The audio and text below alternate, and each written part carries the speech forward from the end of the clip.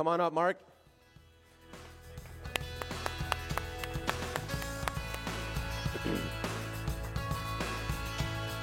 All yours. There you go.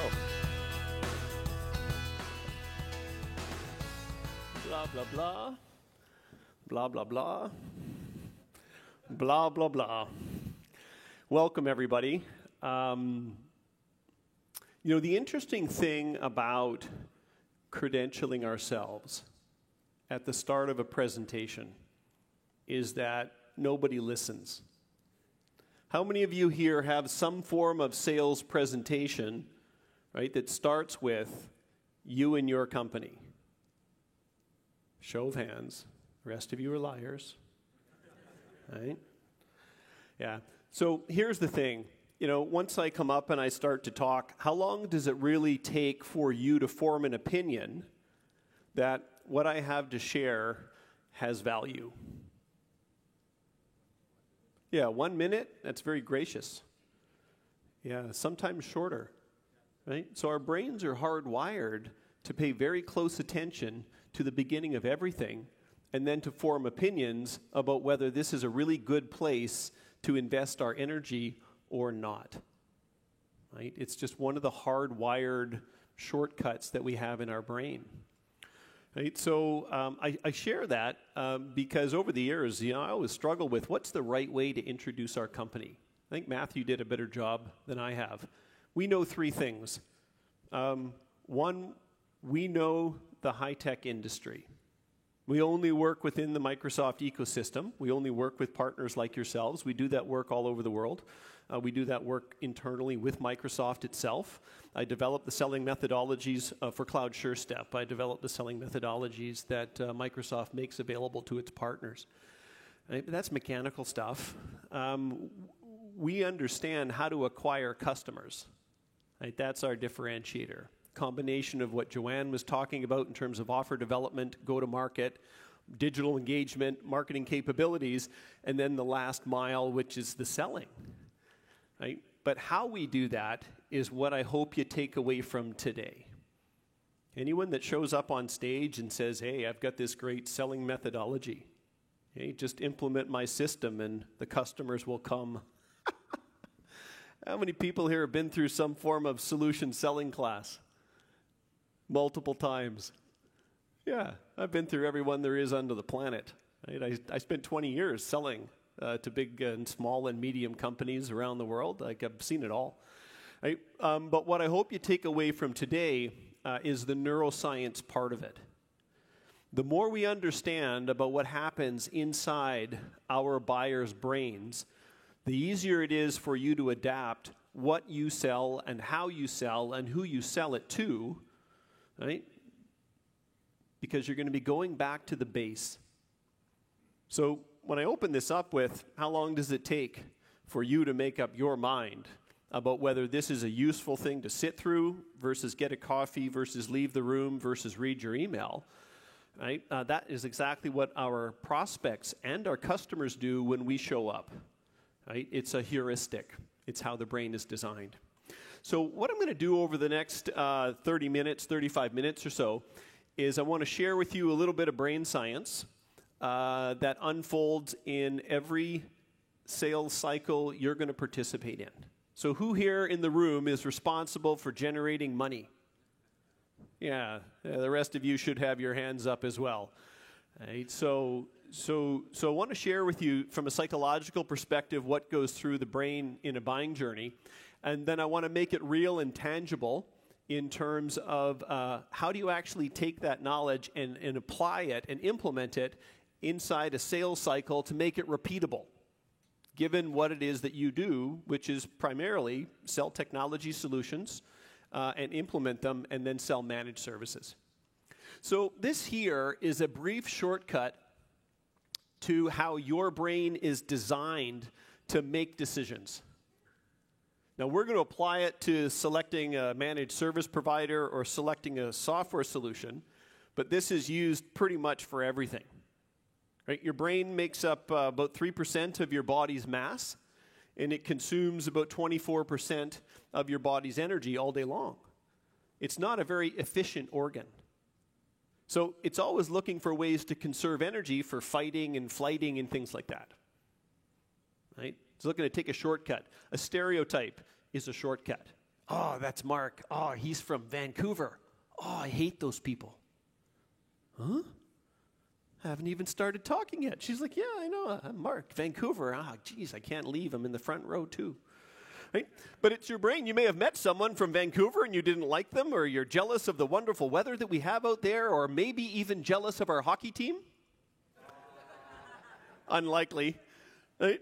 But your brain says, okay, Vancouver, don't like Vancouver. Mark's from Vancouver. Transfer the don't like onto Mark. Oh, don't even need to pay attention. It all happens in the blink of an eye.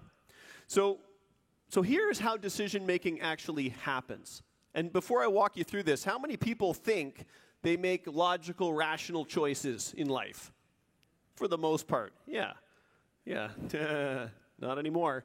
So your brain, when it is forced to make a choice, I use the word choice, you want to change the reaction that prospects and customers have to making decisions, change the word decision to choice. You get a radically different physiological response. Right? But the first thing your brain decides is primacy. Pay attention to the beginning. Is this something I should invest my time and energy in? If the answer is yes, it will continue on to anchoring. So there are so many variables in selecting a managed service provider, selecting a technology provider, selecting solutions, that the brain basically says, I want to anchor in on one key thing that I think is more important than the others so that I can make the decision-making process easier. Now, what would be one potential anchor that a customer could use to make a decision? This is the interactive part. I have rewards. Yeah, it could be the cost or the price. So you get one of these stress brains. Yeah, okay. So what would be another anchor? How you're dressed. That doesn't reward, I shouldn't reward answers like that, but you were close. Right, so, yeah, but it's the perception. Is this individual that's showing up, are they dressed appropriately for the type of individual that I want to hire to do this work? For sure. So the brain will always anchor on something, and then it forms what's called a premature cognitive commitment, means I make up my mind quickly with no data. Your brain is hardwired to make very quick decisions based on very limited data. It's a survival mechanism. Right? It works extremely well when strangers come over the hill 1,000 years ago, and you have to make a choice, do I go and befriend them or run for my life? But it's not really useful when you're trying to buy technology or picking a new managed service provider. But that's how your brain works. After it's formed its premature cognitive commitment, I like this or I don't like this, goes into confirmation bias, which means I now collect information that suggests I'm right, and I ignore all information that suggests I made a mistake. Has anyone worked with someone like this? Yeah, right? So your brain is hardwired. After that, we move into the consistency principle. Consistency principle is anchored in social inclusion, has nothing to do with picking managed service providers and IT solutions, but what it basically suggests is that once we make up our mind, we don't change it. It's one of the four most powerful behavioral patterns that we have. Once we make up our mind, we don't change it, even though the evidence suggests there's a better reason. Did anyone work with someone like that would rather be right than happy? I married one. Hey, yeah, here, you need a stress brain, I can tell you that. Yeah, there's a reason I travel. And then the last part, no, it's not true. I love my wife dearly, is recency. So your brain pays attention to beginnings and endings of everything.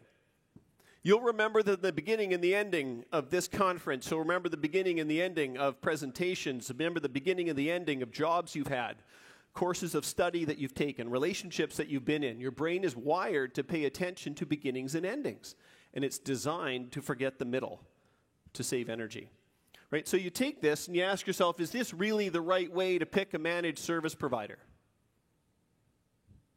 No, but it will apply that approach. And I'm not making this up. This is Behavioral Economics 101. This is how the brain is designed to make choices. It just wasn't designed to choose the things that we sell. So how this plays itself out in a sales cycle. If we think about, here's the sales skills that I need to execute across the duration of the sales cycle from start to finish, what we were primarily trained on in terms of solution selling was focus more in the middle.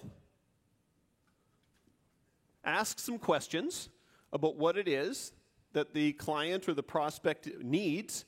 Try to go back and make something up that's different from everybody else, and then email them a proposal. I got trained on how to do that.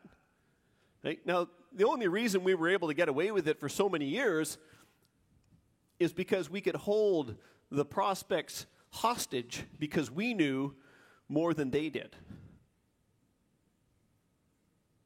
They couldn't get demos. They couldn't get competitive pricing. They couldn't even get scope.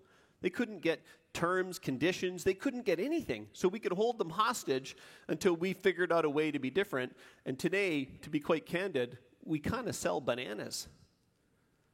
Right? IT has become a commodity. Most managed services have become a commodity. What I hope you took away from Joanne's previous discussion is we need to be a little bit more creative about how we bundle our stuff up. Right? The most successful MSPs that I see working with various Microsoft partners around the world, which is why I loved the opening keynote today, is they're anchoring these differentiators in terms of their offer, right, in something that you do know more than they know more about, which is security and compliance and risk. Right? So you think about emotional selling, rebuilding the selling motion so that it aligns with how the brain behaves. It actually changes everything. You want to do your best work at the beginning. You want to do your best work at the end, where the brain is most engaged. Because up front, it focuses on primacy, my first meeting with you, right, my first telephone call with you, my first interaction with you, and I'm going to form some anchoring choices, what's most important in the selection, and I'm going to form some premature cognitive commitments. Is this a good sales professional to work with? Is this a good company to work with? A lot of that now gets fundamentally formed even before they speak to you when you go to their website. Right? Anyone here kind of looked forward to doing business with a company, gone to their website and gone, oh, bit disappointing? Now, that is not insurmountable if you do choose to talk to a sales professional, but it really puts that poor individual on their back foot. So what I'm going to argue is that solution selling, as it's designed, is no longer effective. And I see thousands and thousands of sales professionals. I've been doing this for 10 years. I have worked with the top performing sales professionals in so many different theaters around the world in the Microsoft ecosystem. I see the good, the bad, and the ugly. And I'll tell you, the ones that are succeeding are the ones that have extremely strong front ends, right? And they have extremely compelling back ends in terms of being able to articulate the value that an organization is going to get from what it is they're about to purchase. Right? So it changes. Now, what I'd also argue is that in the cloud, you've got 3 different sales motions to choose from. In the previous discussion with Joanne, she kind of brought out the analogies around the instant camera versus the phone versus the SLR. Right? So this is an extremely complex sales motion. We're not going to talk about that today, but you're going to have to decide based on what you sell and who you sell to, are we going to engage and drive the entire sales cycle remotely? So sell the whole thing on the phone? Or is there going to be an on-site visit?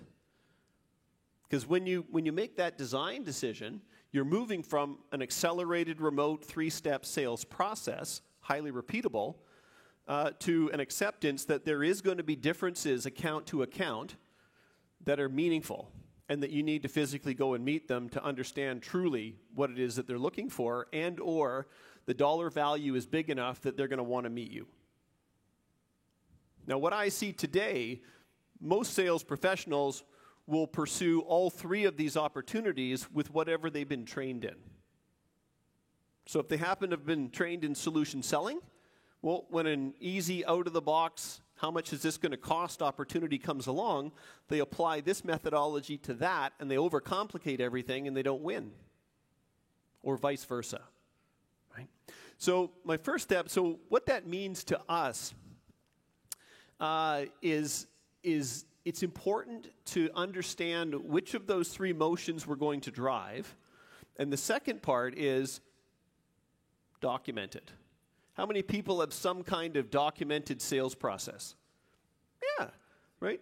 So I would say 10, 15% of the room raised their hand. Right? So think about what it feels like to bring in a new sales professional, right? And then that poor individual sits down and says, okay, what do I do? Well, here's some product training. There's a phone, right? Go talk to a smart person if you have a problem. Oh, you're onboarded. Whew, on we go. How many people have something like that in place? Yeah, no hands in the air. You'd be shocked at how big some of the companies are that we work with. That's the onboarding process. It's product orientation. You're the sales professional. You figure it out. Now, all I've done here, that looks a little mildly complicated, but it's not. It's just this is a 5-call close. Like call number 1, first of all, I'm going to do some research. Call number 1, call number 2, call number 3, call number 4, call number 5. Can I have some money, please? My instinct is many of you drive a sales motion that looks similar to that. Right? In many cases, it's 3. Right? Discovery, sort of solution, proposal, and then the closing sequence where you try to collect the money. 3-call close. Now, what's underneath here is the repeatable assets that you want to develop so that you can actually do that thing not just faster, but better.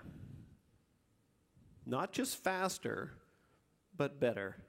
More and more of your sales communications are going to come in the form of either telephone conversations or assets that go back and forth. You can call them emails or you can call them letters or whatever. They're going to go back and forth in documentation. Now, how many people in the room have some form of standardized documentation that you would give to this new sales professional you've just hired? Yeah, that's good. About 20% of the room. How many sales professionals do you think are really good at writing? That's not an easy question to ask. I can tell you this, not many.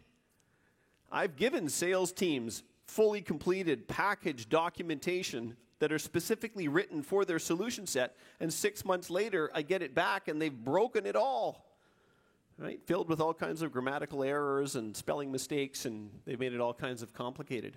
So my point around this is that to drive repeatability and to line up with what Joanne was talking about in terms of offer development, make it easy to do business with you, first thing you want to do is just kind of map out at a very high level, what does our sales motion look like? And then what are the reusable assets that we can put together to help drive that? Now, how many of you sell something that is sufficiently complicated or more expensive and you feel like you're going to have to go on site? More often than not. Yeah. Right, so that repeatable 3-step sales process is a really strong motion if you want to collect a high number of customers at a relatively low cost, and what you're selling is generally the same most of the time. Now, with those underlying assets, I'm going to share some with you in just a moment. You can look different from everybody else, even if what you're selling is the same as everybody else. And that will be enough for the brain to go, I like this individual or that company better than another. But if you do have to go on site, what I can tell you is that when you do, you're going to want to position some form of assessment or collaborative workshop. Like how many of you have one of those? Yeah. Right? How many of you go into every opportunity looking for an opportunity to sell one of these? Yeah. So now we're about 10% of the room. I'll tell you this.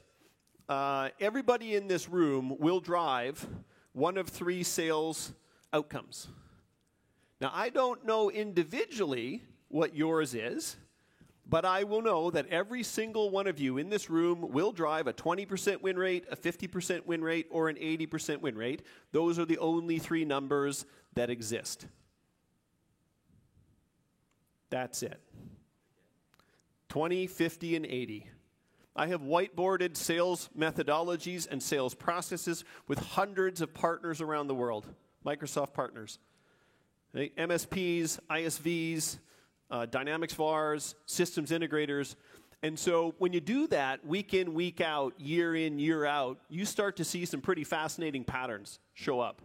And I'll tell you, the condition of a 20% win rate company is we sell everything to everybody. If you offer everything in your portfolio to everybody, I would be shocked if you had a win rate that was higher than 20%, as long as you count your win rate from here.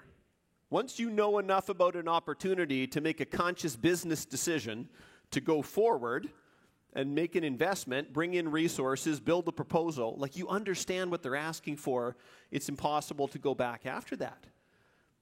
Now, the reason I share that is because every single 50 and 80% win rate partner I have worked with in the world, very bold statement, goes into every opportunity looking for some form of assessment. Right? Do you always find something to sell? Not always. Right? Sometimes there's just no risk.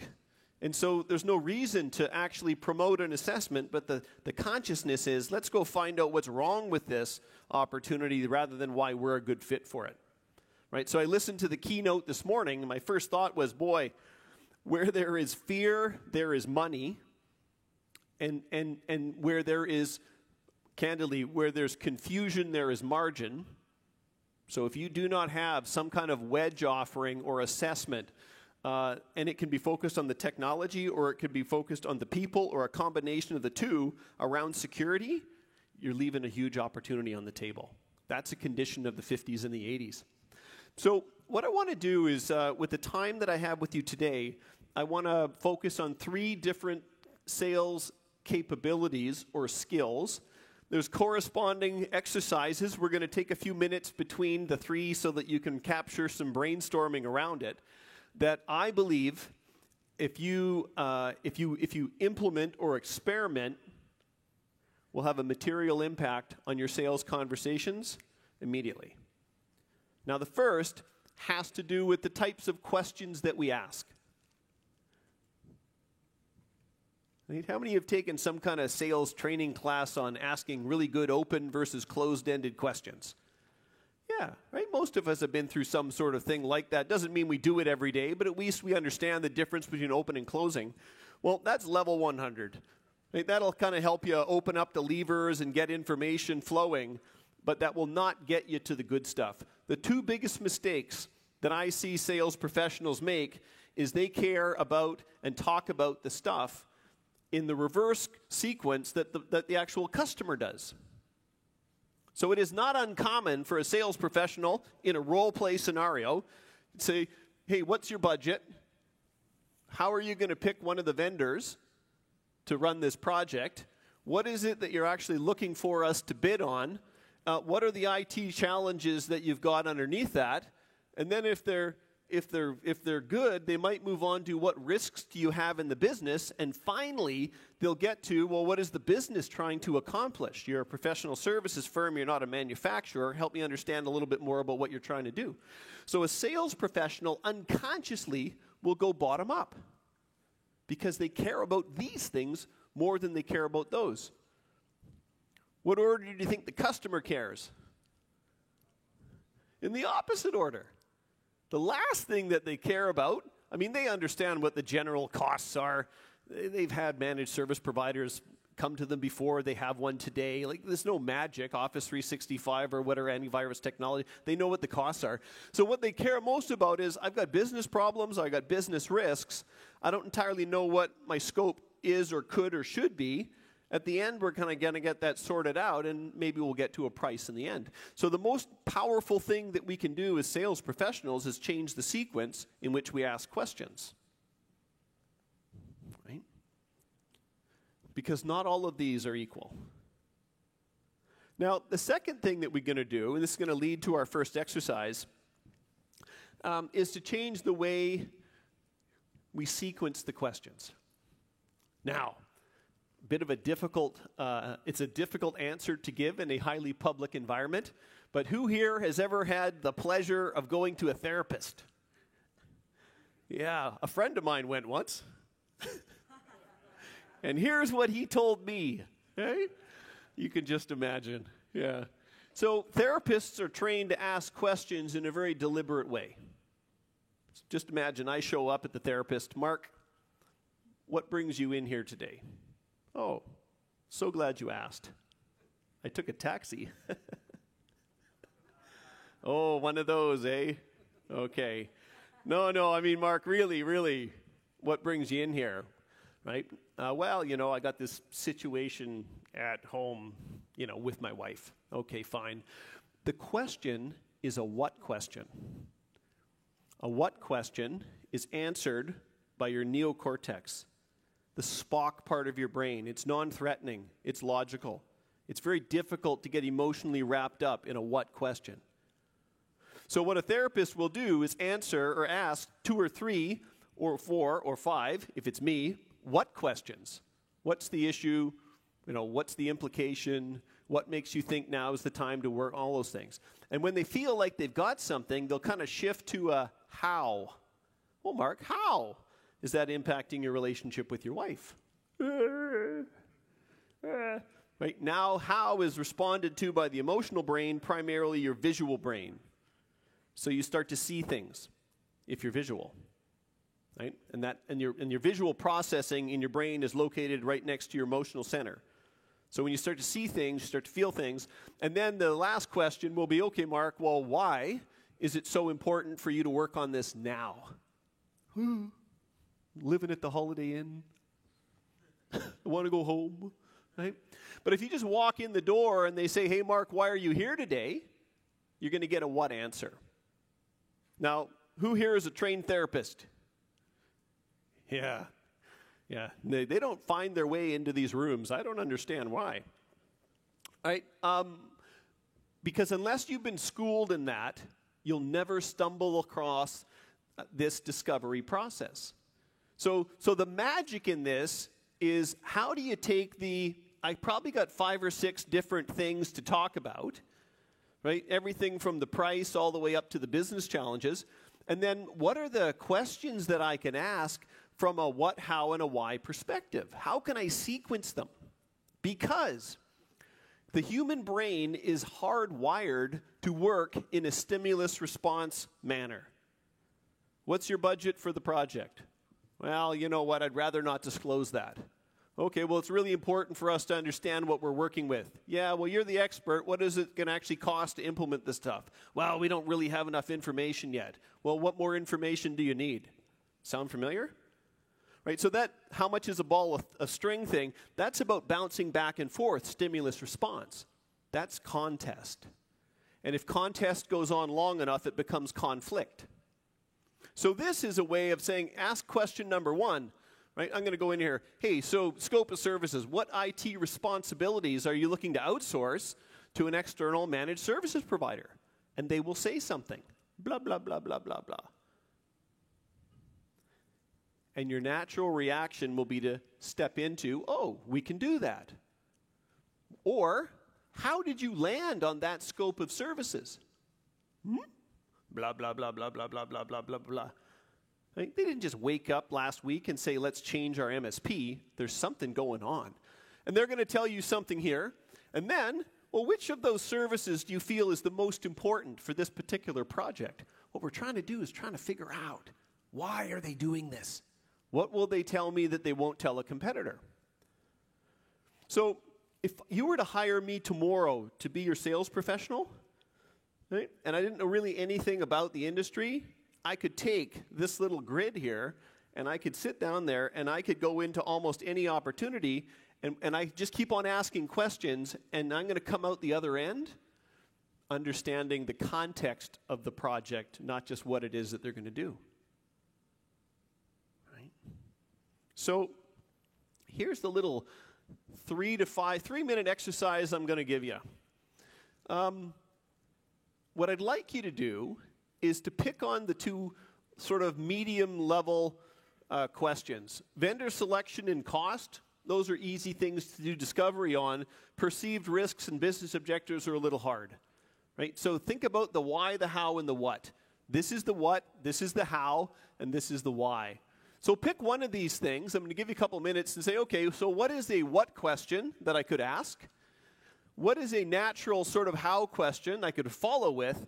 And then what would be kind of an impactful why question? Now, all why questions don't start with why, but it's got something to do with an electrical charge, money, risk, and control. And I'm going to give you 3 minutes to brainstorm that on the sheet that you've got. It looks easier than it is. All right.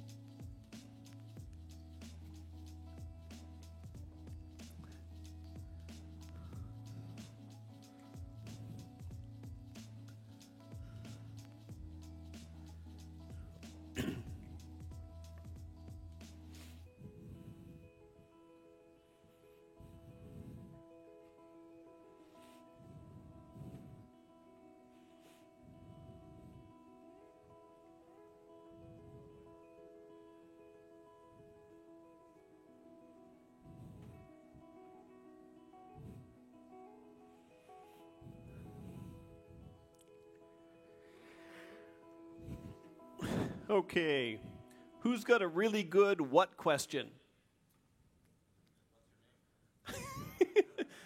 Who's got a really good what question? Yeah.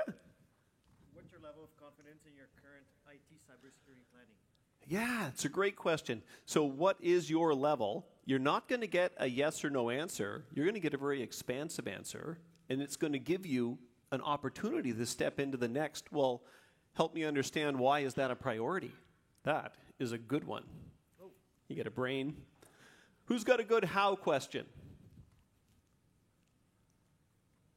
Huh. How do you think your current environment is working? Yeah. Or how do you feel? Just adding the word feel in there would make a difference. How do you feel your new environment is working for you? Well, good, bad. Okay, well, can you share a little bit more about that? And how about a why? Let's get a good why question.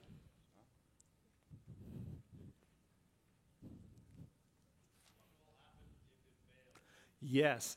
Even though it starts with a what, that is one of the best why questions, because what it does is also stimulates a visual. What happens if that system fails? Well, Has that ever happened before?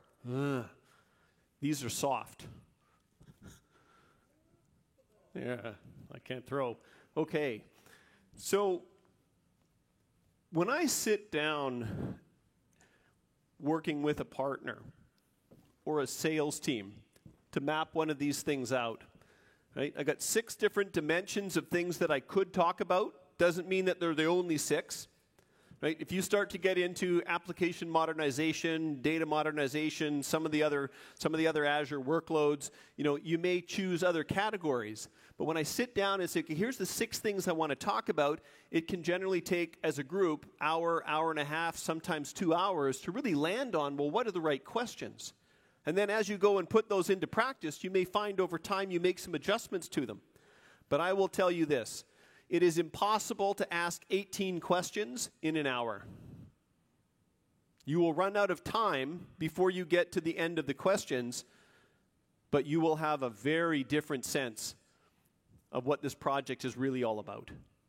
So change the sequence in which you focus on what's most important, and the other thing is move to what, how, and why questions. Now, the second thing I want to pivot to is differentiation. How many of you struggle, a rhetorical question, with differentiation in your market? Yeah, I can tell you this. We do hundreds and hundreds of website audits. I work with thousands of sales professionals over the years. There's a lot of similar messaging that comes out, right? So, but I will share this with you. There are 2 types of differentiation. One type of differentiation speaks to the logical brain, 40 instructions per second.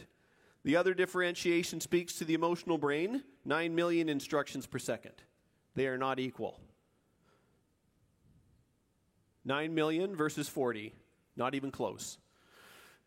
If you're in there talking about, I got a great product, I got a great price, I've got great people, I'm local, the part of the brain that listens to that is the logical brain. It is important. You have to have good people. The price has to be reasonable. You've got to be geographically important to them. And you got to have great resources. But I will tell you, real differentiation happens at an emotional level. I am a member of your tribe. You can use the word industry. You could use the word vertical. Like, just imagine me coming up here and saying, hey, I really appreciate everybody in the room showing up today. I've never actually spoken to IT people before. But boy, I'm a really good sales trainer. I work with furniture manufacturers on a regular basis. Place would be empty. Right? So we've got to quickly establish, I'm a member of your tribe, I speak your language, I know your acronyms, I understand your business models, I understand your profitability challenges. Right? So when someone understands, so how many of you focus on an industry or a vertical? Yeah, my instinct is your win rates in those industries and verticals is much higher than your win rates in the non-traditional ones. How many of you focus on some form of workload, specialization? Yeah. Right, so I've got a partner I'm working with right now. Their expertise is mergers and acquisitions. They don't do M&A. They focus on the IT challenges that come from companies when they merge together. Right? That's a specialization. That's tribal differentiation. It's highly emotional. Right? Simplicity. Right? Brain, 3% of the body mass, 40%, 26% of your body's energy. What it's looking for is an opportunity to take shortcuts all day long. One of the shortcuts that it takes often is if something looks difficult or complex, it punishes it. It punishes complexity. So a big part of why what Joanne was talking about earlier in terms of here's 3 offers, the brain loves that. It's simple. It's still going to have questions. It still wants to know, double-click what's underneath all of that. But it's like, oh, thank God. I'm so tired of those conversations about, well, it depends. Tell me everything about your business. It's because you speak to the emotional part here. And these last two most important. Right? 2 primary motivators of human behavior are fear and greed.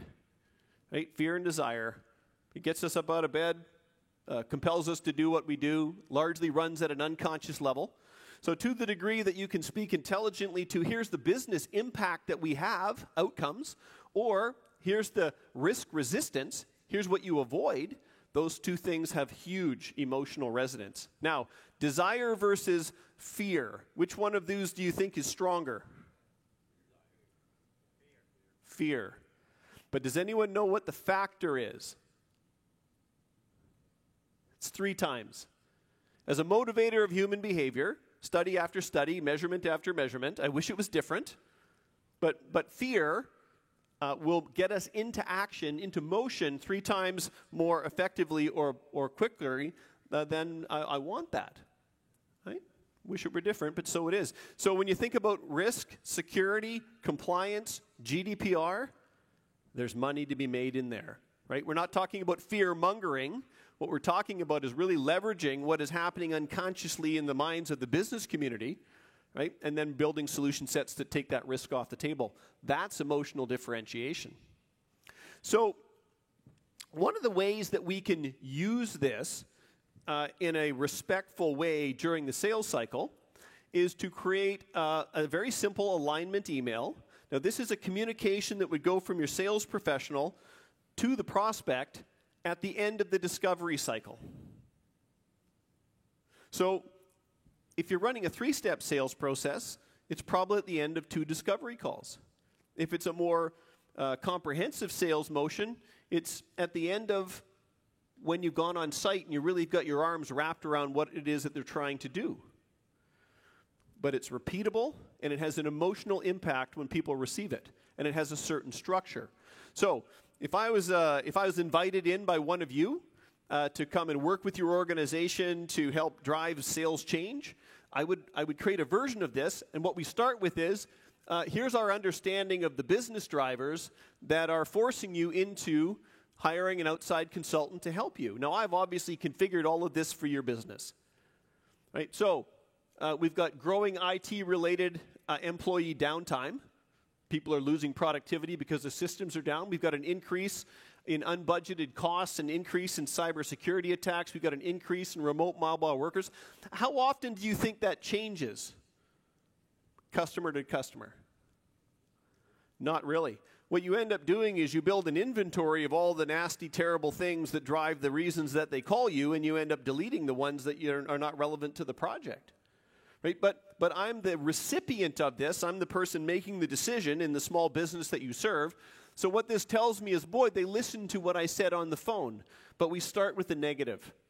Captures their attention. Then we go to the positive. Here's the new capabilities that we understand you're looking for at the end of this investment. You want enterprise-grade threat detection. Small, medium-sized business, I want to get protected like I was a large enterprise. I want to be able to control and manage sensitive project information. This is anchored in a professional services model. So this is customer language. Right? It's not you're going to have multi-level protocol protection. And what am I really buying? Right? Centralize all my project communication and documents in a single place. Right? Not you're buying SharePoint or you're buying some form of online OneDrive. Right? So we start with, here's the business drivers that we understand are pushing this. And by the way, don't put these things in. The headings. I had a sales professional once said, Mark, this alignment email, this thing's fantastic. It's making a big difference. I'm like, okay, let me see your version of it. Yeah, don't do that. Right? Just this. But the other half of it is, here's the anticipated impact. So based on what you shared with us, all positive, you're going to improve compliance and reduce business risk. You're going to reduce the rework of your professional services people because they're working on current versions of the documentation. You're going to be able to onboard a new consultant in a single day in a safe and productive way. Right? So whatever those anticipated benefits are, right? And I can tell you, I work with a lot of professional services firms. These look very similar all the time. Right? And then what are the next steps? Here's the next steps that we would recommend we go through, one of which should be going in and doing some form of assessment or a discovery session. Hey, and then it's, hey, Mark Stewart, Managed Services Specialist. Right? So just imagine you're the sales professional, you're the buyer. You've hired, or you're looking to replace your managed service provider. You've got a particular project in mind. Maybe you're moving to the cloud. Maybe you've already done that and you want to do something different. But you've got 3 or 4 managed service providers bidding on the same business. One does this. Clearly captures business drivers, clearly captures new capabilities, clearly captures the outcomes they're looking for, and clear next steps. And then the other 3 sales reps send something like, hey, thanks for your time today. Really appreciate you sharing more about the project. Here's a bunch of PDFs and links to content on our website. proposals coming next week. The brain loves to compare and contrast. That's how it makes decisions. If it has one thing, here's my one price, Joanne talked about this earlier, doesn't know what to do with it. All it can do is compare it to somebody else's price. But you put 2 or 3 prices, it can compare those things, and now it'll choose from you. It's the same with this. So they'll receive 3 really uninteresting emails, one of these, and they'll go, I like this individual. I like this company. They listen. But that's a highly reusable document.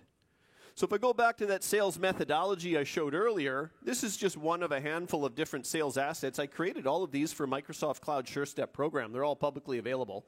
They're not as polished up as this nice one here, right? But all of this stuff is out there for you to consume, right? And then if we had a little bit more time, I would have you try to build one of these things right now. But I want you to take this exercise back to your organization and start to implement it. Who here manages salespeople? Right?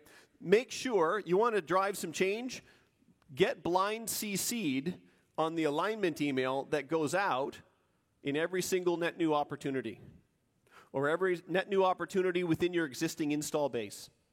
Right? And not from a it's a forcing function. It's not a I want to monitor you, but what it will do is it will force them to think through, well, what are the business drivers? What are the new capabilities that they're looking for? What is it that we're trying to do here? Right?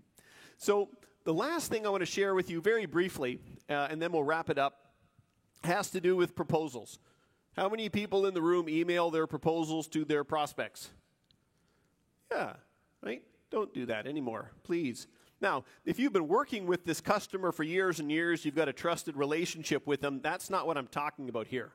Like, this is a competitive scenario where the business is at risk. So I go back to primacy and recency. The brain pays attention at the beginning, at the end. You want to be present at the end when they're making a choice between you and somebody else. And what you don't want to do is to hand them a whole pile of documentation. Why? Because the brain punishes complexity. It will reward simplicity. So what we know is that, and I'll leave this in all the materials that we leave behind here, you want to take your proposal and you want to build it into something that's visual. Now, I've overbuilt this. These are the various categories of things that you want to talk about. The reason that you want to talk about them is because to drive a decision, you actually have to implement a little bit of tension into the conversation. No risk, no tension, no desire. Don't have to decide today. So you take all this information that you collect during the sales cycle, and all you do is organize it in a different way, and what you end up with is a lot more choices. How many people in the room here have lost a fair bit to no decision over the last little while? You will lose more to a no decision today than you will to any one single competitor in your marketplace. A no decision is, there's no consequence to not doing this. I can delay.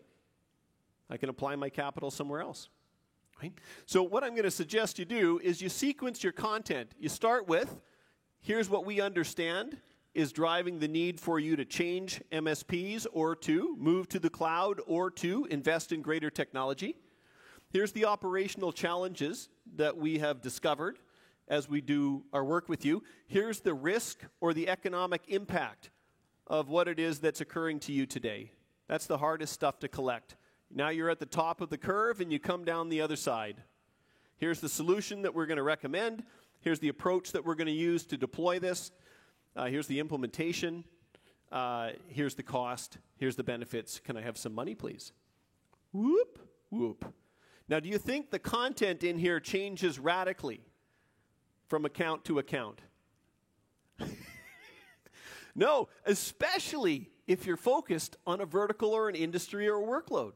So the example that I've got in here for you, I knew I wasn't going to have time to walk through the whole deck, but I wanted to leave it with you, is a fully completed example of what I would use if I was selling an MSP solution set to a professional services firm. And now what I would encourage you to do is to copy it. Take a version of this, build it for yourself, and then instead of emailing the proposal, you phone up the prospect and say, look, I need 20 to 30 minutes of your time. I want to share with you our complete understanding of your project. I want to share with you the recommendation that we're making. I want to share with you the pricing. Right? Before we send over our final 32-page document, just to make sure that we've got everything right. And inevitably, what will happen is the conversation will surface something in the discussion, and it will change something. But again, just imagine you're the buyer. Sales professional 1 goes through this, takes them through the journey off the other side, and what you see anchored there is here's what you're going to have to pay, but it's counterbalanced with here's the benefits that you're going to get. Versus the other 3 sales professionals who simply email the proposal to them, which never gets read. I like that firm. They're different. I don't make this stuff up. Well, part of it I do. but I'll tell you, this is representative of the best practices that we see working with some of the highest performing partners on the planet. And it doesn't matter if you're selling managed service solutions to small and medium-sized businesses, or we apply this to selling large enterprise-grade solution sets where you're competing against some pretty huge companies. The psychology that weaves through all of it is all the same. Right? So anyway, here's my closing guidance. Don't email proposals unless it's to an existing client they're just going to buy anyway. You want to be present when they're making decisions. Prepare transition questions as you go from one section to the next as you go through here. Right?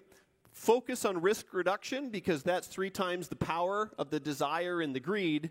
And always ask for some form of commitment at the end of this presentation because at the end of it all, if they have an objection, it will get surfaced then. We don't actually ask people to make a commitment in the moment because we think they're going to give us one. We ask because we want to flush out the objection that they don't want to share with you. That's the reason we ask, right? We don't sell shoes and cars, right? We ask for a commitment just to flush out the objection because I'd rather handle it in front of them rather than leave the room and have them come at me later, after they've made a decision to go with another vendor. All right. Thank you so much for your time. If you have any questions about any of this stuff, I'm going to be, of course, having lunch next door, but we'll be around for the next couple of hours. Take some time, go back to the office, put a small little group together, map out the questions that you think you're going to make a meaningful difference in terms of driving discovery, land on an alignment email template, and then templatize the proposal presentation on the back end and have that live conversation with the prospect remotely. Like, you don't have to go physically there. And I can almost guarantee you it will have a material impact on your close rate. Thanks for your time.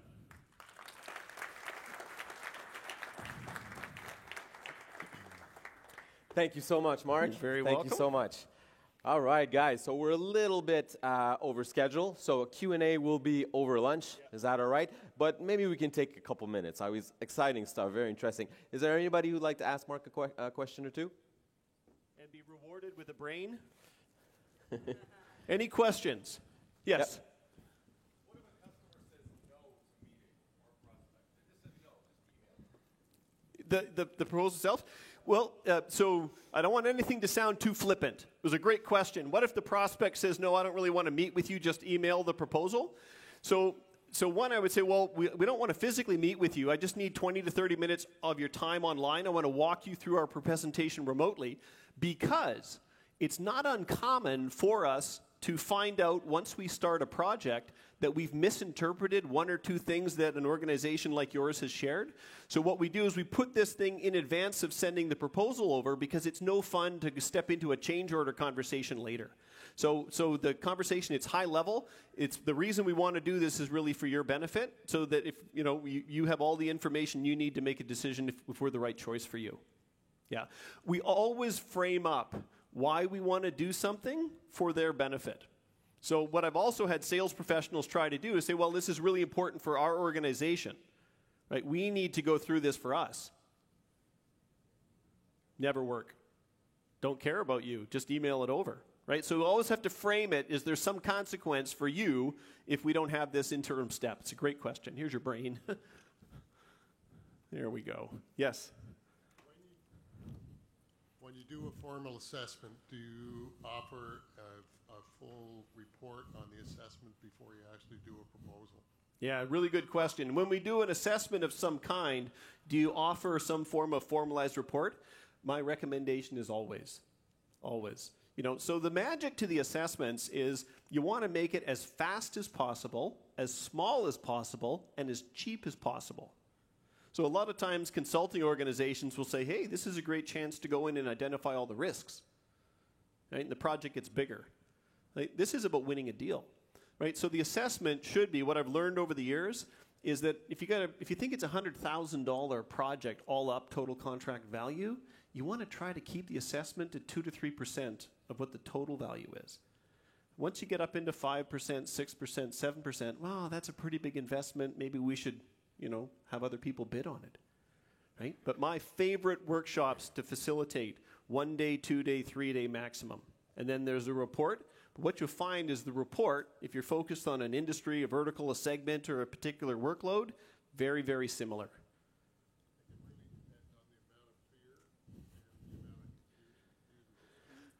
Yeah, so the comment was, it really depends on the fear and the confusion. So if there's no perception of risk, there's no reason to do the assessment. So the assessment isn't funded discovery, right? So when you think about packaging up those assessments, think about, I'll tell you this, the best sales professionals, super paranoid.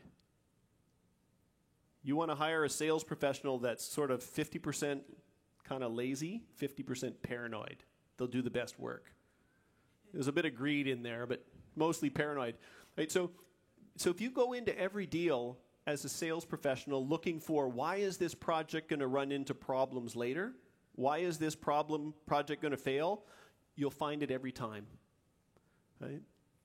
But if you go in thinking, why are we the best choice? Well, you'll find that too. Right? But that doesn't help the client. So if you change that context to, well, what's going to get in the way of them getting value from this, and then you use that as the, hey, you got to kind of stop the process. We'd really recommend you do this 1 day workshop. There's a cost associated with it. How many of you give it away for free today? Don't do that anymore. I've done it. Hurts. Right? So always charge for it. And the reason you want to pay for that is regardless of which vendor you choose to go down the path with, these risks are real. Right? You can take the output report, which we're going to give you. You can give it to our competitor. You're going to have a better project in the end. Right? That's the way to position these things. I'm very passionate about this. I did this for 10 years of my own sales career. I sold assessments. I delivered them. I know how hard it is. I also know the outcomes in terms of the win rates that they drive. Did you get a break? There we go. The latest proposal softwares allow you to embed video instead of writing. Any view on those modern techniques? It remains confidential, so on, but it's embedded in there, and we speak to the client in the video. Yeah, that's a fantastic comment question, which was some of the new proposal software allows you to embed video, right, inside the proposal. What are my thoughts on that? Well, I will tell you this. The part of your brain right now that is listening to me speak, that processes auditory signals, 40 instructions per second, huge gap between that and the emotional brain. And in that gap is Mark telling the truth? Does he really understand the business that we're in? You're interpreting the tone. If you're English as a second language, you're trying to convert all of this in your brain. It's a really inefficient way of communicating. Video, 9 million instructions. If anyone goes to our website, all you see is video. There's nothing I'm talking about here today that you don't find in videos. I was in the studio all day yesterday creating more videos for the website. Video is the most powerful way of connecting with the prospect. The more you know about the industry, the more you know about the video, the more specifically you can talk to the business problems, the more you will win. Yeah, I do a lot of work training sales professionals on how to use video early in the sales cycle. But it's just as effective in the end. All right, Mark. Yeah, all right, last one. What about meeting with a customer through a video conference, Zoom or something like that? What are my thoughts around that? Yeah, how many people today, when they have a conference call with even a customer or a prospect, turn on video? Yeah, so what my experience, first of all, everyone's, geez, we'll just throw them up in the air. As soon as you tap into two things. One, visuals, right? The second thing is novelty. So today, very few people feel comfortable turning on video, and so almost all calls are auditory. So when you show up and say, hey, you know what, you don't have to turn yours on, but so I turn on, you get a completely different level of engagement, right? One of two things will happen. One, they will then turn on their video, as long as they're fully clothed and in a background that's acceptable, right? So sometimes I got to look behind me on my whiteboard and say, okay, what's up there? You know, they don't want to see that stuff, right? But what it will do is it will unconsciously compel them to not multitask. Even though they're not visual, they will be very reluctant on the back end to do other things, right? So be courageous, put yourself out there. It's funny you mentioned this. I was in my home office 2 days ago with a video guy ordering up lights that we can bounce off the wall so that you can actually see my face better, because every call I do with people like SureWeb, I always turn on the video, as long as I'm appropriately dressed and there is nothing on the back. You have a green screen on the back? I do not have a green screen in my office. You know what? It's $200 and it's worth it. Yeah, there we go. You can put up a very good professional image. Image on the back end, yeah. So video. 9 million instructions per second. Any other questions that you have? I have some remaining brains. I'll be out there at lunch. Happy to spend as much time as I can with you. If you do not go back and do one of those three things, change the questions that you ask, document them, structure an email alignment template, or land on some form of modified proposal per presentation. If you do not do any of those three things in the next 7 days, you will not. I do. All right, with that. Thank you, Mark. One more round of applause, please. Thanks. Appreciate it.